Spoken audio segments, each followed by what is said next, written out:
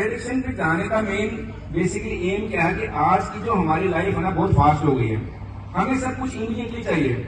हम परेशान है, वी वांट इमीडिएट प्लेजर, हमें कोई डिमांड है, हमें वांट इमीडिएटली वो चीज फुलफिल हो जाए। ये जो इमीडिएट प्लेजर वाला जो कॉन्सेप्ट है ना, इसने ही हमारी एडिक्शन को प्रमोट किया है।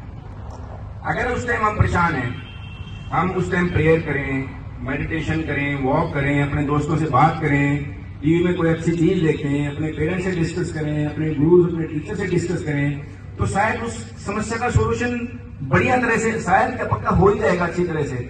लेकिन हम उतना टाइम नहीं देना चाहते उन चीजों को। हम चाहते हैं कि इमीडिएटली हमें कुछ ऐसा मिले कि वी फील गुड, और हम इन ड्रग्स का शिकार हो जाते हैं। इमीडिएटली प्लेजर के चक्कर में हम उसको नशे को सेवन करते हैं। नशा का सेवन करने से हम हैप्पी होते हैं, और ये हमारी प्रवृत्ति बन जाती है। जब भी हम दुखी होंगे या फिर खुश होंगे, ज्यादा पार्टी है या कुछ ऐसा है, तो हम उसी का यूज करेंगे, हम उसको और इंजॉयमेंट में कन्वर्ट कर देंगे, और जो कि हमारी बीमारी का कारण बनती है।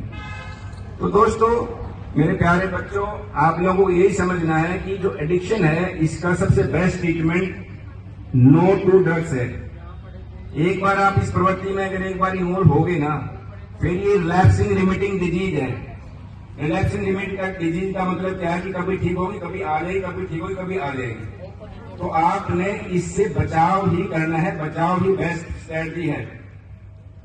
डायबिटीज मॉडल अगर हम समझते हैं ना, तो इसकी भी 3 कैटेगरी है। कुछ लोग ऐसे होते हैं 30-40% जो आप ट्रीटमेंट लेते हैं, काउंसलिंग करते हैं, अच्छी कंपनी में आते हैं, ठीक हो जाते हैं।